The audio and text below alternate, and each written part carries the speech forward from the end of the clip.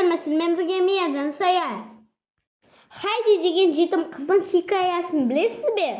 Бұл мультфильм Швейцарияның керемет табиғатын әлемге танытты. Дәл қазіргі таңда Швейцарияда Хайдиланд деген әдемі жер бар екенін білесіз бе?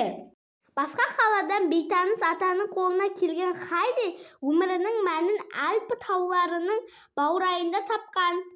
Йоханнес Пирттің Хайди романы 1880 жылы шыққан.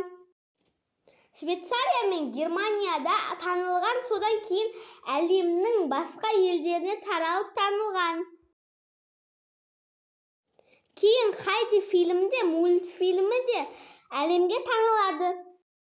Хайдидің хикаясы Швейцарияның емес, әлемдік мәдени мұраға айналды. 2023 жылы Хайди ЮНЕСКОның әлем естелігі мұрасына енген.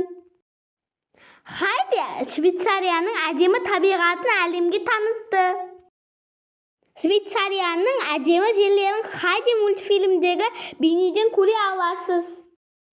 Білесіз бе, Хайдиландқа келсеңіз, Хайди мультигіне кіріп келгендей боласыз. Хайди швейцариялықтар үшін өте маңызды әрі әсерлі.